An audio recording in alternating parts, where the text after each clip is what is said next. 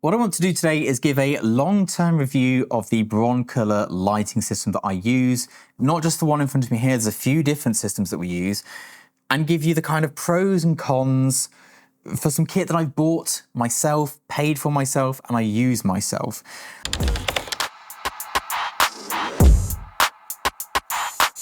The reason I want to do this now is because I've used this particular set for over a year and I've been shooting on Broncolor itself for about 7 years, I think now, professionally.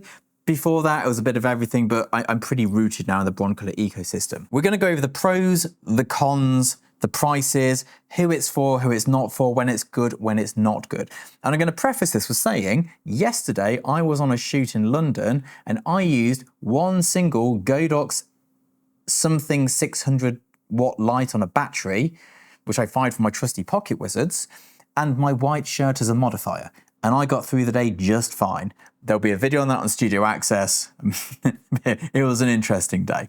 But let's talk about this kit here. So, Broncolor kit, made in Switzerland, super pricey. Let's go through the negatives first, and then let's go through the positives. So my studio kit itself consists of several of these Scoro 3200E Wi-Fi packs and 6 Unilight heads and 4 Pulsar heads. We're going to talk about the Unilight heads because I actually prefer them to the more expensive ones, but we'll get to that later. So, the packs, the pros and cons. The pros are, and let's be honest, if you rock up with a Broncolor pack, you look cool as shit.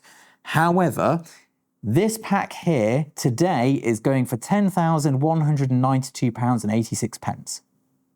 That's a con. That's a major con. Let's just put it right out there. These are not cheap. The head, I've had to pull the price up, bear with me, is currently from the same shop going for £2,181.78. Also not cheap. That's annoying. That is probably the biggest negative, actually. The biggest negative is the price. After that, we're getting to really pedantic stuff. So, this plug here, it looks the same as all my other kettle leads. It is not the same as all my other kettle leads. It's some weird niche plug thing. I'm sure they need this because my other packs from other brands I had in the past also had this, but it really annoys me that I have to keep these ones with little tabs on them just so I don't lose them because they don't work like all the other kettle leads. That's annoying. I also don't like the fact that the cable goes straight up like this and then gets damaged. I'd rather a right angle cable, although I cannot for sure say that this is the one that came with it. It might just be that I lost the original cable. So keep that in mind. Other annoying things. My packs only have 2 ports, not 3. So the ones we use on big commercial jobs that we rent in, they have 3 ports. This only has 2. That's kind of frustrating. I wish I'd have bought the ones with 3 ports. I didn't think I needed them. I could really do with that extra port on each pack. But there we go. That's the negatives.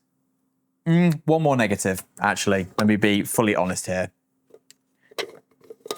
And I'm just proving my point now. Okay, so this bayonet system is here for a reason. It's to keep everything safe. And you don't want your modifier to fall off. But to stop that happening, they've got a big and a small bit here. I have never knowingly managed to get this on or off easily without going round and round. And it's like cross-threaded and you've got to go back around here and there we go. Again, that could just be me being absolutely incompetent, but I would prefer it if that wasn't the case. Let's talk about the positives. Now, again, I paid for these lights. I've not been paid to do this. I have no bias here. This is just my honest thoughts on these. So, the Unilight is my absolute favorite head. It is utilitarian as. It is all metal. It feels strong. These go into cases that we chuck in the back of the car when we've recently been shooting at some studios nearer to my studio, not all the way in London. And I've been making a few extra quid by having my own kit and billing it to the client. So we might make an extra, I don't know, £2 a day by taking our own kit with us, which is kind of worth it when it's easy and convenient. The shoot we did a couple of weeks ago, I didn't do that because it was a really big shoot. I don't want the added stress, but if there's an easy job, a couple of grand for loading, what, 3 of these in the car and 6 of these? Pretty easy stuff, isn't it? So they're all in like flight cases anyway, so that's great. I like the build quality, I like the color. The handle here is super useful. There's a little switch on the back for the modeling light as well as on here. I never use this one because what happens is you turn it off here, then you try and turn it on here and you can't quite work it out. At least I can't because I'm a bit simple like that. But yeah, generally speaking, these are built beautifully. The flash tubes are easy to replace. The modeling bulbs are easy to replace. And I've never broken a flash tube, but we do have some alternative flash tubes in different shapes. So sometimes you have to remove those. The same with this little dome here. Have smashed one of these domes. This one here, a fly's landed on this at some point and my flash has gone off and, well, he's been a bit frazzled. But yeah, brilliant build quality, very silent fans. My Pulso heads are a bit older nowadays. They're probably like 15 years old. The fans have gone a bit loud, but what you can do, should I tell you this? I won't tell you this just in case you electrocute yourself. There is a fix for that, it's quite straightforward. But yeah, I've got a couple of screws on here just so if we need to like do the locking pins for really dangerous stuff. The fuse is under here. I keep a whole selection of fuses and tubes in a pot ready to go with my special white gloves. We're going to look at some images, by the way, as well, to look at the lighting on these. The pack. This is the brains of it. So for those who don't know, this is not a battery pack. This is actually this is all the electric. So if you've got a big flash head, imagine your flash head is 600 joules and it's about this big. This is 3,200 joules. If we put it all in here, this would be monstrous. Bowens used to make a 1,500 joule head. It was huge. You had to get a special light stand just to hold it. So we keep all the electrics in here. You plug your light in with this into there, and then this stays on the ground. Things I love about this. Firstly is the consistency. Now, having shot again with Godox after ages, I was really impressed with the Godox lighting we used. It was very good. I'm gonna have to move this out of the light. Let's do a quick flip. Those Godox 600 joule heads we used, they were brilliant, they were great. But as I was flicking through the images, there was a difference in exposure and white balance on every single frame. Minor, but annoying enough that if we had to do a composite, which thankfully we didn't for that job, so it didn't matter. But if we did have to do a composite, it would have been painful. Because it's not just that lights go warmer and colder, they go green, they go magenta, they go brighter, they go, like the whole thing just goes all over the place. This is so consistent, flash to flash, it is unreal. If I take 1,000 frames on my Cambo, which doesn't have an automatic lens, which is very important to this equation as well, 1,000 frames with that, they will all be absolutely identical. When you go into high speed mode, because you want to freeze motion with this pack here, there is a color shift. So you can have color priority or speed priority. When you go for speed priority, there's a color shift. However, the color shift is consistent. So frame to frame, that color shift is the same and the power is consistent. When we had the Godox 1200s, which are the pack and head systems for them, they did great freezing of action, but the color and exposure was really inconsistent, especially on a 10 frame burst. So that was a bit meh.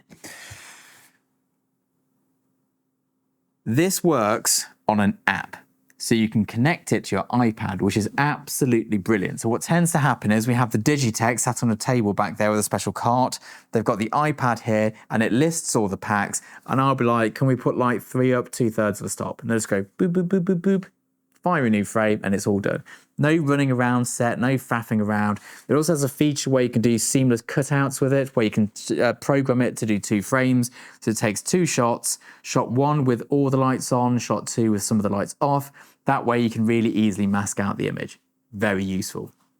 The system is simple. It counts how many flash actuations it's done, so you know how many miles it's done in car terms, and it's just a nice, easy bit of kit to use. Now, what I'd like to show you is some images we've shot with it, because I think it's interesting to note how important the light is compared to how important the camera is. Now, the stills on my website are shot with every camera from a 5D Mark II through to the IQ4150, I think it's called, from phase 1. So we're talking about a camera you can get from £200 to sort of like I think some of the setups with the bellows and the Sinar lenses are sort of around the £30,000–40,000 line. So that's the gamut of cameras. But the lighting's pretty consistent. Now, Listerine, we shot with Profoto, which is the other brand in the UK that professionals use. And Dairy Milk, we shot with Profoto. Apart from that, every shot on this camera that's still, not the videos, was shot with Broncolor. But the cameras change drastically. And I don't think you can tell there's a wide variety of camera choices in here with this lighting. I think that by having this better quality of lighting, that the camera selection's kind of a moot point. You don't know what it's shot with. You wouldn't have a chance of telling, but the lighting's so good that it doesn't matter. And we've just done a camera review, which has come out before this video, where we're talking about the camera I use today, but the lighting has a bigger impact.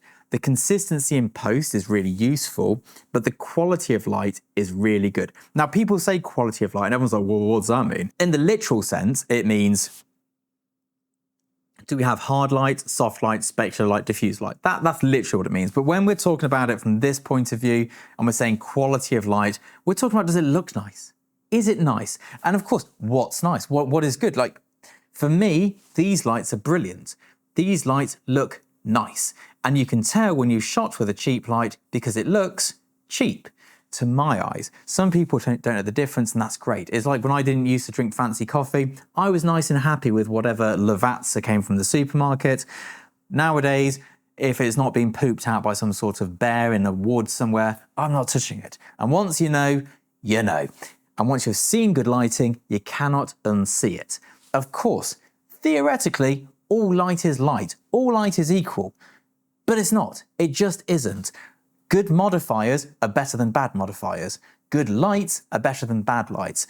The lighting, I mean, the majority of what my work is, and you know, what I shoot commercially, the majority of the reason I get booked is for my light. People love the amount of people, we love the way you light things. We want your lighting. We want you to light it like your work.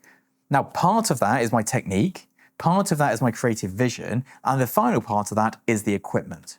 Now, the equipment is the least important part of it, but creative vision comes first, knowing how to achieve and execute that creative vision, and then having the equipment to allow you to do it. Having all three of those is key.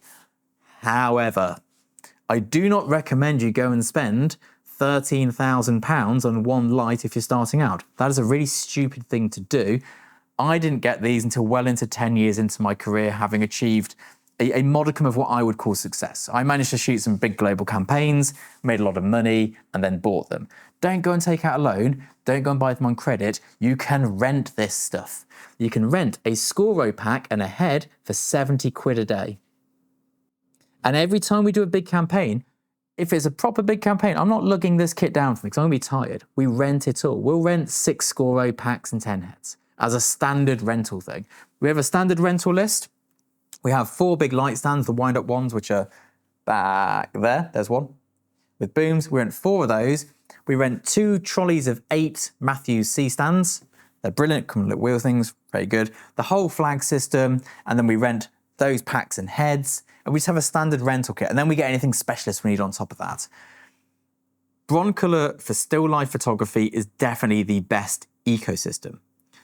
For portraits, there are alternatives, but they're just as pricey, and because I do both, Broncolor's the answer.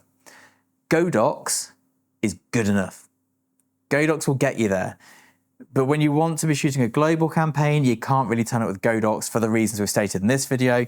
It just doesn't have that extra thing. And of course, the returns as you spend more money become diminishing returns. They're not massive leaps. But when you're shooting a huge global campaign, you can't afford to go, yeah, we've got a bit of a magenta shift over there that we can't really fix in post. So, and you know, most things can be fixed in post, but certain lighting issues can't. They just can't. Poor quality light can't be fixed in post. If you've got good quality light that's the wrong color, there's things you can do, assuming the entire environment is, you know, and of course, yes, you can mask a person out of a background and create, it looks like you've done that though. You can always tell. It's better to get it right in camera.